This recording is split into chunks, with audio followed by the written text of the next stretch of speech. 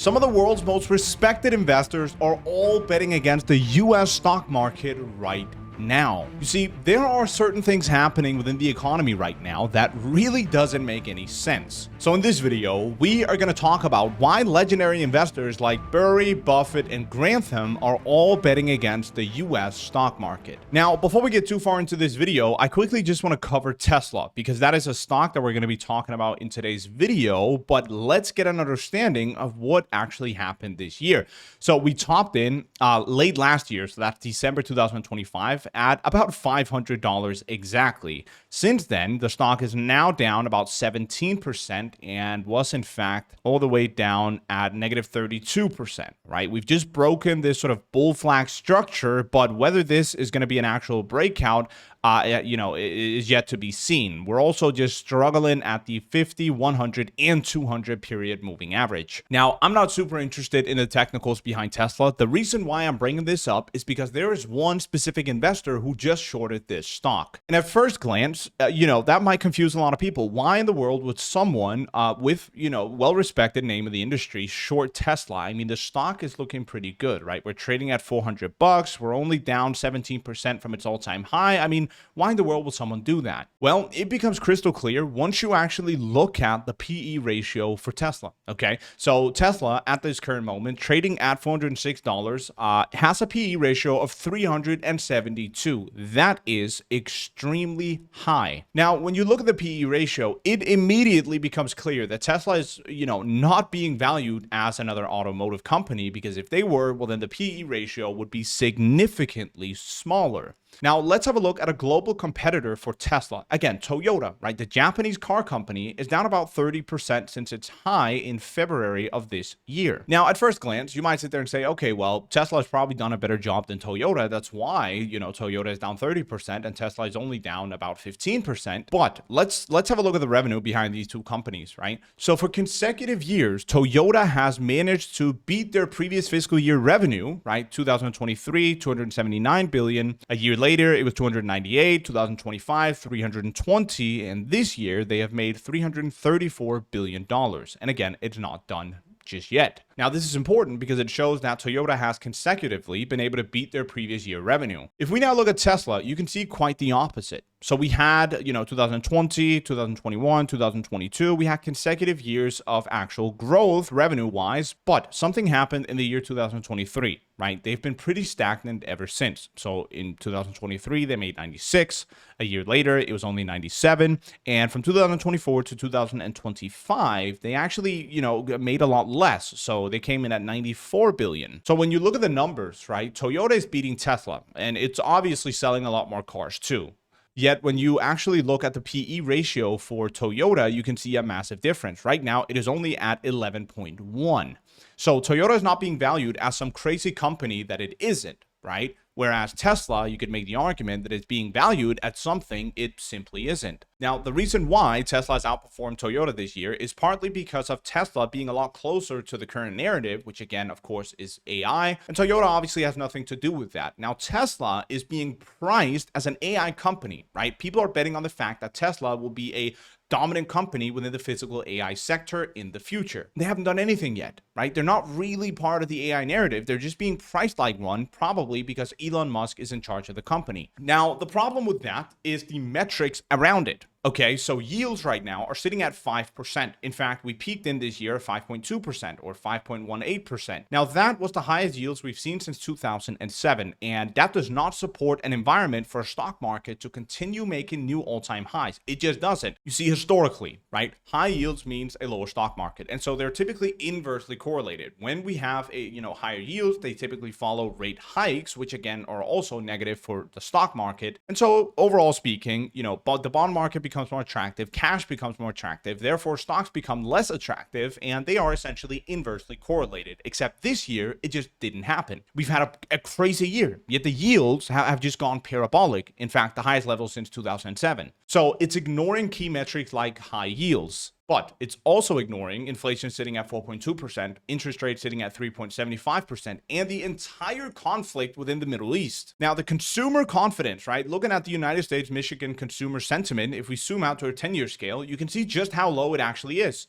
The consumer confidence is extremely low, likely due to the increased gas prices, the conflict in the Middle East, the high interest rates, the high inflation. But this, the overall environment just does not support a stock market continuing to rally, yet it has. Obviously, because, this AI narrative has just been so strong, it has been able to act like a shield for all these underlying metrics. And so what do you think happens when the AI narrative fades? Tesla is being priced as something that will do great in the AI sector in the future, and the market finally realizes what's actually going on underneath all of this. Well, again, it's likely going to get ugly, and if you don't understand why, you will later in this video. Now, I also want to bring up Palantir, which is another one of those stocks that is currently being shorted by well-respected names. It made an all-time high of about $207 in November of 2025, and is since then right now down about 36%.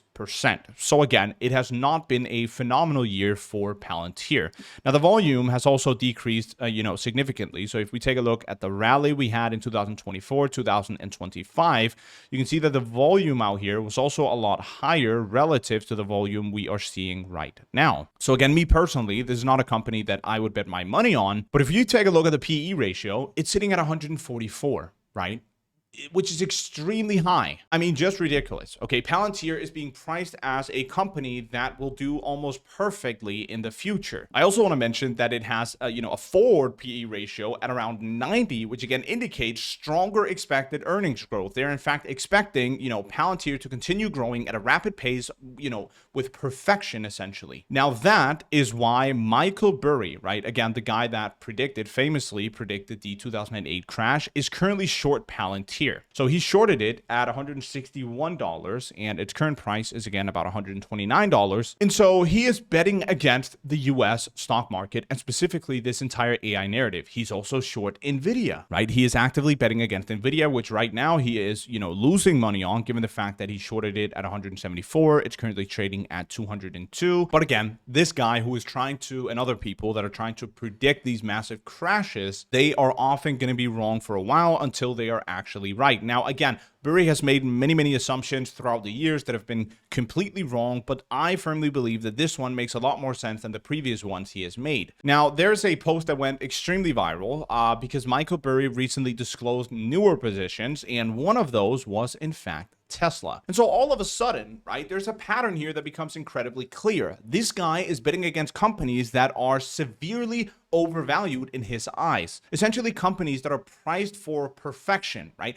Companies where people expect them to do perfectly in the future, and there's just not a lot that supports it. Now, again, it's not only Michael Burry. We also see Warren Buffett, who is currently sitting on a record of nearly $400 billion of cash. And he has also publicly said that this market is for gamblers, right? Again, Buffett is certainly not willing to risk his money within the US market right now. And so that should tell you something, right? We at least have to listen when these well-respected names in the industry all say the exact same thing. We also have Jeremy Grantham, right? Which is also a very well-respected name in this industry who recently said that this is the most expensive market in American history. He, in fact, believes that what we're seeing now is one massive financial bubble. And so this becomes clear. They believe that it is essentially the year 2000 all over again. Now, I want to make it very clear what happened in the year 2000, and I want to do that by highlighting Cisco. Okay, so we obviously had the massive rally during that dot-com era, right? The internet was new. Everyone was, betting on the fact that this was, in fact, going to be life-changing in the future. And so they poured billions and billions and billions of dollars into companies and essentially priced them as if they couldn't fail in the future. Now, you guys can see that we peaked in here, right, in the year 2000 before the massive crash. And I want to highlight that right now, Cisco is actually higher than it was in the year 2000. Now, that doesn't automatically mean that we're going to get, see the exact same outcome, but it does tell you just how overvalued or extreme this market actually is. Now, again, the reason for this was billions of dollars poured into companies with no business plan, no actual revenue, no nothing. This time around, we do have more revenue backing up the fact that AI is going to be sustainable in the future and there's actual business within this, but that's not the same for every company. Okay, and just because some companies do in fact have the proof that they need in order to justify their valuations doesn't mean the stock market cannot crash. But I want to highlight what actually caused this, because sure, right, the stock market can go higher and higher. People can believe it's a financial bubble, but they need a reason to sell. And so we have to figure out what the trigger behind a lot of these crashes have been historically. Now, this right here is an article from the year 1999, where the US central bank raised their interest rate by a quarter point to 5.25%, which again was the second increase in 2 months. And so it became clear what the actual trigger for this entire crash was, and that was rate hikes. You see, when the Fed decides to hike the interest rates, well, then money essentially becomes a lot more expensive, bonds become more attractive, and people have, less of a reason to want to be involved within the stock market, and therefore it suffers. Now, the scary part about this is what we've recently seen. So obviously, when the war broke out in February of this year, oil went parabolic, right? We essentially topped in at about $120 a barrel, and for about 100 days straight, right, we were consolidating between $90 and $110 a barrel, which again is severely, elevated. Now, that of course reflected within the inflation later on once the CPI report started rolling out. And so therefore, inflation went from 2.4% all the way up to 4.2%. But then we got a ceasefire. All right, which again allowed oil to break out of that 100-day long consolidation and actually bottom in at about $70 a barrel, which is back within very, very healthy ranges. In fact, back within pre-war levels, right? I would say anything below $80 a barrel is what we consider healthy within the oil market, and that is what they're actively trying to keep oil below. Now, here's a clip of Donald Trump just a few days ago. I want you to listen to this. They're over. Is the ceasefire done? Is the MOU dead? It's a very interesting question. To me, I think it's over. I don't want to deal with them anymore. They're scum. You know what scum is? They're scum. They're sick people.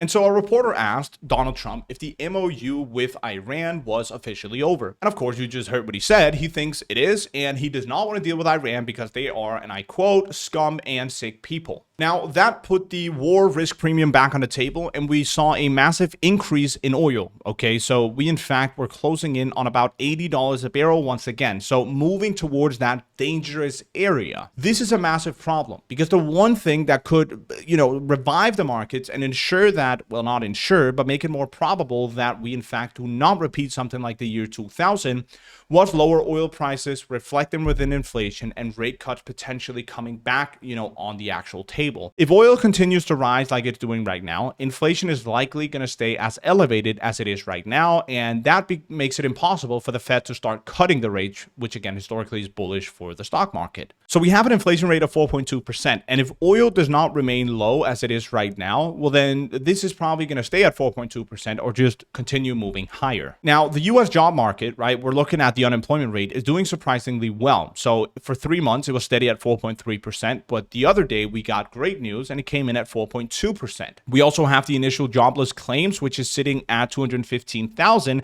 and overall, the US job market is actually pretty healthy. So when you have a healthy job market and you have inflation that is sitting at 4.2%, it is irresponsible from the Fed to start cutting rates, and it is in fact not favored. Now, because of all of that, there is currently, according to polymarket traders, about a 52% chance that we aren't going to see a rate hike in the year 2026. Now, we just established what was the trigger behind the massive crash in the year 2000. That was again rate hikes, and it's not only here. Historically, that is what triggers people to start selling. And so that is the core issue, ladies and gentlemen. Right? We are severely overvalued. We are ignoring all these underlying metrics. Companies are being priced for perfection, right? They're being priced as if they cannot fail, and rate hikes are in fact back on the table. Rate cuts are not even within discussion. And we also have other stocks doing this, right? AMD, for example, priced like it successfully becomes the main NVIDIA alternative, which is just far from the truth.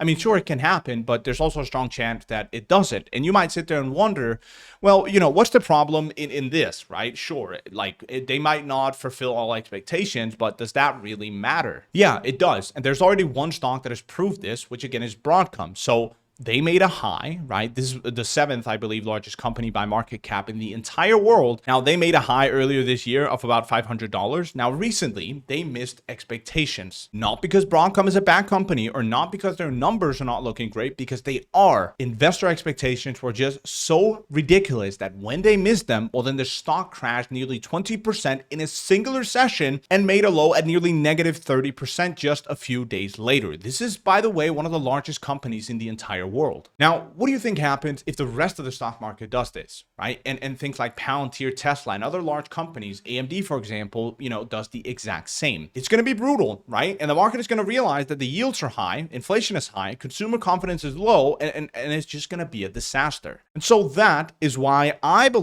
fundamentally believe that these legendary names are currently betting against the US stock market. Now, again, things can change, right? If oil stays down and we see a reflection of those lower oil prices within the CPI reports, well, then suddenly rate hikes become a lot more difficult to justify and rate cuts could potentially be back within discussion. Now, again, we are inevitably going to get a correction at some point. This is just what determines how aggressive that correction will be. So again, ladies and gentlemen, do with your money exactly as you will. This is not financial advice. I'm simply here to tell you what other people are doing, why they're thinking that way, and whether I agree or not. So I really hope you enjoyed this video, and I would seriously appreciate it if you would like the video, subscribe to the channel, throw a comment. It's entirely free, and it puts a smile on my face.